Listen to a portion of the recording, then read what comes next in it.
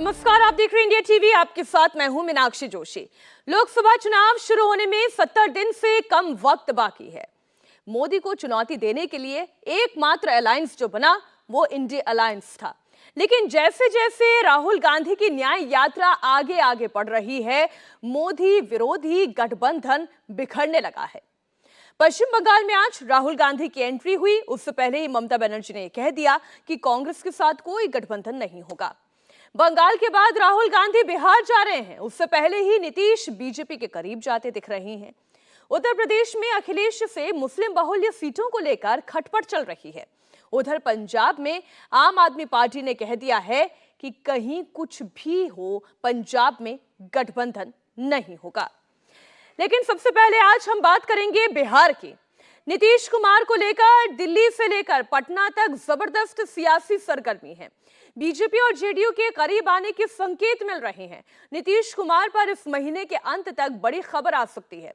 महागठबंधन से नाराज चल रहे नीतीश कुमार एक बार फिर पलटी मार सकते हैं। इंडिया टीवी के पॉलिटिकल एडिटर देवेंद्र पाराशर ने खबर दी है कि पीएम मोदी ने कल बीजेपी अध्यक्ष जेपी नड्डा और अमित शाह के साथ 3 घंटे तक बैठक की। इस दौरान बिहार के राजनीतिक हालात पर चर्चा हुई। पीएम मोदी की यह बैठक ऐसे वक्त पर हुई है जब नीतीश कुमार ने लंबे समय के बाद उनकी तारीफ की है। कल बिहार के पूर्व मुख्यमंत्री कर्पूरी ठाकुर की जन्म शताब्दी के मौके पर पटना में जेडीयू की बड़ी रैली हुई थी। इस दौरान नीतीश ने परिवारवाद पर जोरदार अटैक किया। उसके बाद बिहार से लेकर पटना तक सियासी तापमान बढ़ गया। हमारे साथ Devendra, India TV political editor जुड़े हुए हैं। पटना से हमारे साथ संवाददाता नीतीश चंद्र भी हैं, हम जाएंगे उनके पास भी। लेकिन देवेंद्र, 3 घंटे तक अगर बिहार को लेकर चर्चा चली है तो इतना तो हम तय मानकर चल सकते हैं ना कि जो भी चर्चा हुई है फुल एंड फाइनल हुई है।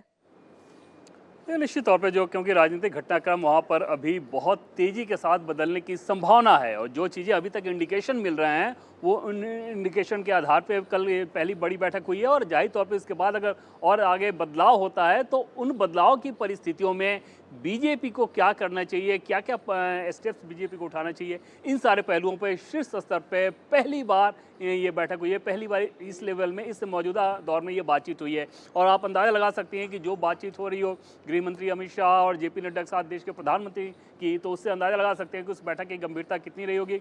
बिहार के कंडीशन में देखें तो क्योंकि इतने सारे प्रोबेबिलिटी हैं वहाँ पे कि उन स्टेप्स में बीजेपी को क्या करना है ये समझना बहुत ज़रूरी था। सामने लोकसभा चुनाव है, नीतीश कुमार के आरजेडी को छोड़कर अभी साथ आज बाहर निकल जाएंगे क्योंकि लगातार वो इंडिकेशन ऐसे मिल रहे हैं। अभी तक सिर्फ इंडिकेशन है, कोई खुलकर कोई ऐसी बात कही नहीं गई है। तो उन इंडिकेशन के आधार पर अगर वो बाहर आते हैं तो क्या बीजेपी को क्या करना चाहिए, अगर वो बीजेपी के पास प्रस्ताव भेजते हैं तो बीजेपी को क्या करना चाहिए, उन प्रस्ताव में बीजेपी की अपनी शर्तें कैसी होनी चाहिए, इन सारे पहलुओं पर विचार की बात थी। इसके अलावा क्या आरजेडी की तरफ से तोड़फोड़ करने की कोशिश की जाती है, क्योंकि अगर विधानसभा की मौजूदा आंकड़ा को आप देखें तो उन आंकड़ों के आधार पर आरजेडी गठबंधन को जेडीयू अगर माइनस कर दें तो सिर्फ 8 विधायकों के समर्थन की जरूरत है बहुमत के 122 के आंकड़े को पार करने के लिए। आरजेडी के 79 हैं, कांग्रेस पार्टी के 19 विधायक हैं, भाकपा माले के 12 हैं, भाकपा और माकपा के 2-2 विधायक हैं। इस सारे आंकड़े को जोड़ दें आप तो लगेगा कि बहुमत से सिर्फ 8 विधायक की कमी है। लालू प्रसाद यादव जो कि तोड़फोड़ की राजनीति के जनक से माने जाते हैं बिहार में, क्या वो एक बार फिर से ये काम करने की कोशिश नहीं करेंगे? अगर वो ऐसा करते हैं तब बीजेपी को क्या करना चाहिए, क्या विधानसभा भंग करने की भी स्थिति हो सकती है, उस स्थिति में बीजेपी का स्टैंड कैसा होना चाहिए, इन सारे पहलुओं पे कल बड़ी बैठक में विचार हुई है। जो हमारे सोर्सेज हैं वो ये बता रहे हैं कि बीजेपी पूरे कॉशन के साथ नीतीश कुमार के अगले कदम का इंतजार कर रही है। इतना जरूर है, मतलब ये है देवेंद्र की पहला कदम जो है अब नीतीश कुमार को उठाना होगा।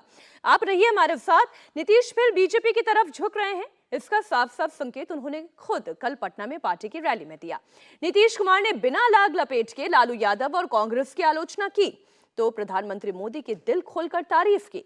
सुनिए नीतीश का वो बयान जिसके बाद महागठबंधन सरकार पर सवाल उठ रहे हैं। अब आप जानिए ना, उनको भारत रत्न प्रदान करने के लिए तो हम तो शुरू से कह रहे हैं।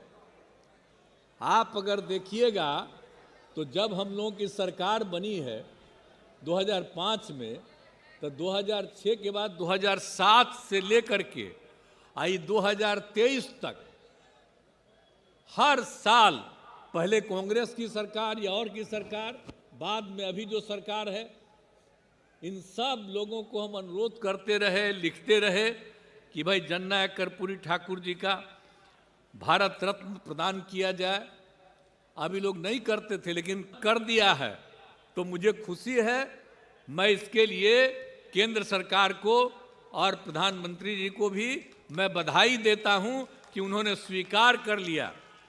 अब पता चल गया है कि जननायक कर्पूरी ठाकुर जी का काम इतना तेजी से हुआ और हम लोग शुरू से ही उनके काम को आगे बढ़ाने के लिए जितना काम किए हैं, तब सबको लगने लगा है कि अगर उनकी इज्जत करेंगे तभी जाकर के उनको भी कुछ मिल सकता है। आप ये सब चीज मत कहिएगा कि हम लोगों की मांग थी, आप खुद कहिएगा कि वही कर दिए हैं, लेकिन तब भी आपको हम बधाई देते। आज जननायक कर्पूरी ठाकुर जी अपने किसी परिवार को कुछ करते थे।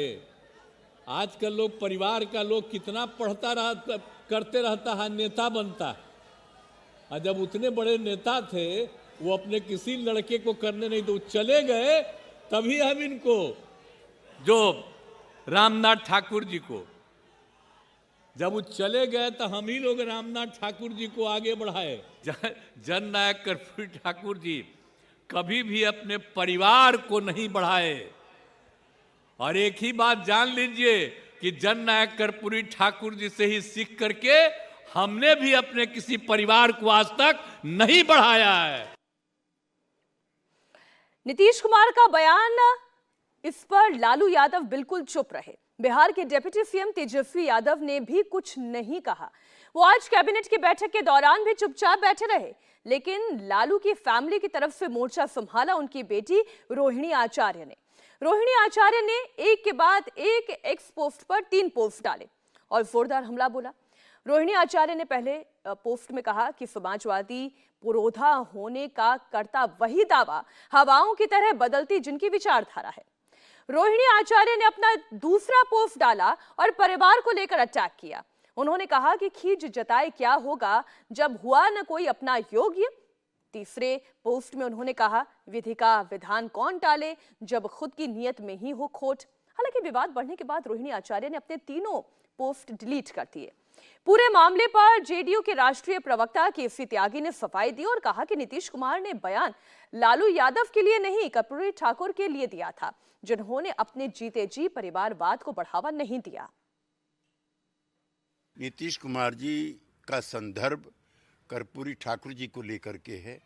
कर्पूरी ठाकुर जी ने अपने जीवन काल में अपने पुत्र श्री रामनाथ ठाकुर एमपी को एमएलए का टिकट भी देने से मना कर दिया था। इसको लेकर के नीतीश कुमार जी उनकी प्रशंसा कर रहे थे। उन्होंने पीएम की प्रशंसा की कि कर्पूरी ठाकुर को उन्होंने प्रधानमंत्री की इस बात के लिए सराहना की कि उन्होंने कर्पूरी ठाकुर जी को भारत रत्न दिया। इसके लिए वो बधाई के पात्र हैं। लेकिन जो परिवारवाद पर हमला की बात है वो कहीं न कहीं आपके सहयोगी राजद पर ठीक बैठता है। इस पर हम कोई टिप्पणी नहीं करना चाहते। नीतीश कुमार जी अपनी राय कल इस विषय में दे चुके हैं। क्या लग रहा है जो जिस तरह के सिनारियो बन रहे हैं, उठापटक की स्थिति? नहीं, ऐसा कुछ नहीं है। इस वक्त हमारे सभी संवाददाता, हमारे सहयोगी जुड़े हुए हैं। देवेंद्र पराशर है, नीतीश चंद्र हैं, विजयलक्ष्मी भी हमारे साथ जुड़ी हुई हैं। हम कांग्रेस की स्थिति पर भी डिटेल में बात करेंगे विजयलक्ष्मी आपसे, लेकिन पहले नीतीश, अभी तक चुप्पी साध रखी है, लालू यादव कुछ नहीं बोल रहे हैं, डिप्टी सीएम भी मौन है। क्या चल रहा है इस वक्त इंडिया अलायंस में, यानी आरजेडी खेमे की तरफ क्या चल रहा है? देखिए, लालू तेजस्वी भले ही मौन हो, लेकिन अपनी बेटी के ट्वीट के जरिए जो वो कहना चाहते थे, ऐसा लगता है कि वो बातें उन्होंने रखवा दी हैं। नीतीश कुमार ने भी कल लालू यादव का नाम नहीं लिया था अपने भाषण में, लेकिन किसके बारे में ये बातें कही गई थी ये सबको पता था।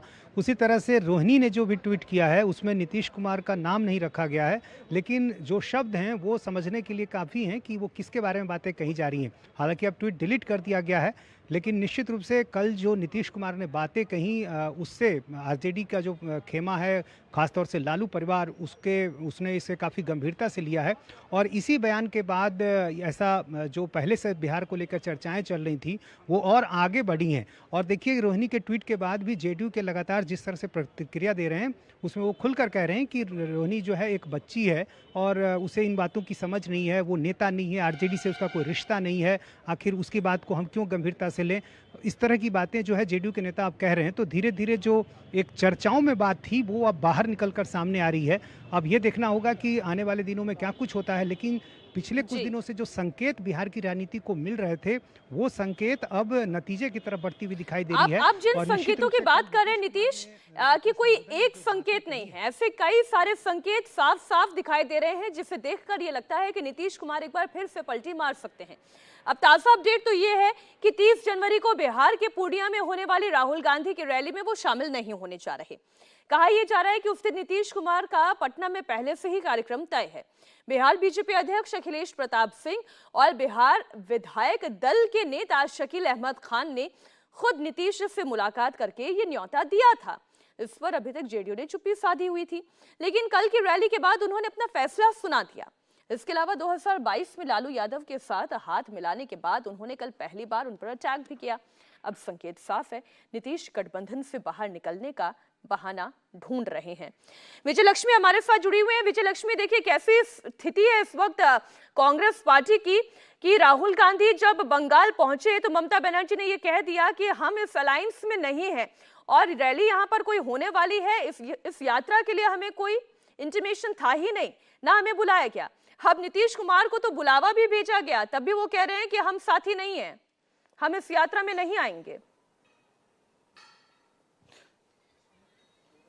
बिल्कुल, हालांकि नीतीश कुमार की तरफ से कहा गया है कि कुछ प्री एंगेजमेंट्स थे, उनके 26 जनवरी का कार्यक्रम है और तमाम चीज़ें हैं, लेकिन ये ज़रूर एक बड़ा झटका कांग्रेस पार्टी के उन एफर्ट्स को लगेगा जिसमें कांग्रेस पार्टी देश के तमाम राजनीतिक दलों को, रीजनल पार्टीज को एक प्लेटफॉर्म पर लाने की कोशिश करी। और बीच में एक, अगर आप कहें रूमर्स की तरह से ये भी था कि नीतीश कुमार को क्या इसीलिए कन्वीनर नहीं बना रहे हैं कि कहीं वो पाला ना बदल लें चुनाव से जस्ट पहले, क्योंकि एक टाइम था जब नीतीश कुमार बहुत इच्छुक थे संयोजक बनने के, लेकिन जब उनके सामने प्रपोजल रखा गया तो उन्होंने कहा कि मेरी इच्छा नहीं है। तो इन सब के पीछे एक बैकग्राउंड में इस तरह के रूमर्स या इस तरह की चर्चाएं भी होती रही। अब कांग्रेस पार्टी भी बड़ा कीनली सिचुएशन को मॉनिटर कर रही है, क्योंकि अगर पश्चिम बंगाल में ममता बनर्जी साथ नहीं आती हैं, बिहार में अगर नीतीश कुमार और आरजेडी अगर कांग्रेस के साथ नहीं खड़े होते हैं तो इंडिया अलायंस का कोई मतलब बहुत ज्यादा बचेगा नहीं, क्योंकि उधर आम आदमी पार्टी ने भी कह दिया है कि पंजाब में हम भी अकेले ही लड़ेंगे। तो ऐसे में इंडिया अलायंस का जो एफर्ट्स कांग्रेस पार्टी की तरफ से किए गए थे वो पूरी तरह से एक तरीके से उन एफर्ट्स का कोई फायदा नहीं होगा, क्योंकि 24 के चुनाव में फिर सभी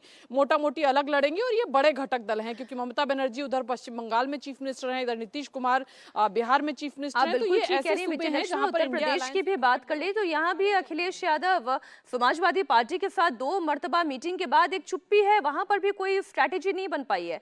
और इंडिया टीवी के कॉन्क्लेव में देवेंद्र अखिलेश यादव ये कहकर गए थे कि अब तो मैदान में उतरने का वक्त था, और ऐसे में इंडिया अलायंस अभी तक सीट शेयरिंग के मामले पे ही कॉन्फिडेंट नहीं है। कौन उनके साथ है इस पर भी कोई कॉन्फिडेंस नहीं है। एक तरीके से ये एनडीए के लिए बड़ी क्लियर पोजीशन है, बड़ा साफ रास्ता है।